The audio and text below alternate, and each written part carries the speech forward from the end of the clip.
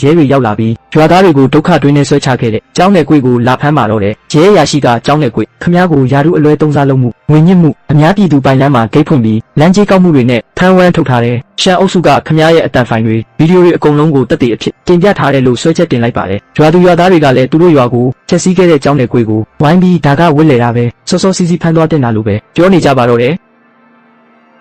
ရွာလူကြီးကိုဖမ်းသွားပြီးနောက်တနေ့မှာတော့ရွာသားကျိုးတလျံကရွာလေကမောင်းကိုထူပြီးရွာသားတွေကိုစုဝေးစေခဲ့ပါတယ်။ကျောင်းနယ်ကွေကိုတော့ရဲတွေဖမ်းသွားပြီးဒါပေမဲ့ငါတို့အကျွေးတွေကမကြေသေးဘူး။လမ်းကလည်းပြက်နေတော့မယ်။မနေ့ကတထေးရှန်စီသွားတောင်းမှန်တော့သူ့စကားတွေကဓာတ်တစ်ချောင်းလိုပဲငါရဲ့မိုက်မဲမှုတွေကိုမျိုးချသွားစေတယ်လို့ပြောလိုက်ပါတယ်။ရွာသားတယောက်ကသူကနည်းနည်းလေးတောင်တနာညာတာမှုမရှိဘူးလားလို့မေးတော့ကျိုးတလျံကငါတို့ကသူ့အသေးကိုခွဲထားတာလေ။ဘဲကတနာညာတာမှုလာအောင်မလဲ။သူကငါတို့ကိုကျေးဇူးမသိတတ်ဘူး။လောဘကြီးတယ်လို့ပြန်ဖြေပါတယ်။အမျိုးသမီးတယောက်ကရွှမ်း45သိန်းဆိုတာရွာတရွာလုံးရောက်ရင်တော့မလောက်ဘူးလို့ငွေယူပြီးပြောပါတယ်ဒါပေမဲ့ကျိုးတလျံကမလောက်လဲစုရမယ်အရင်ကငါတို့ကသူများစီကအချောင်ရဖို့ပဲတွေးခဲ့တယ်ပြဿနာတက်ရင်သူများလာခဲ့မလားပဲမျောလင့်နေခဲ့တာအခုရှုံ့ပွက်ထဲလဲကျနေချိန်မှာပြန်မထဘူးဆိုရင်ငါတို့ရဲ့မျိုးဆက်တွေပါခေါင်းမော့နိုင်တော့မှမဟုတ်ဘူးလို့ပြောခဲ့ပါတယ်ပြီးတော့သူကလမ်းကိုတရဝင်းတင်တာခေါ်ပြီးဖောက်ရမယ်ရွာသားတွေအားလုံးတမတ်ဝါရမအဖွဲ့တစ်ခုဖွဲ့ကြမယ်လို့အကြံပြုပါတယ်ဆက်ပြီးတော့ကျိုးတလျံကသူ့သားမင်္ဂလာဆောင်ဖို့စုထားတဲ့ငွေရွှန်းတိန်းကိုစပုံငွေအနေနဲ့စထုတ်လိုက်ပါတယ်ဒီအခါမှာရွာသားတွေလည်းစိတ်သက်တွေတက်ကြွလာပြီးအတီးတီးရတဲ့လောက်ထဲကြပါတယ်တချို့က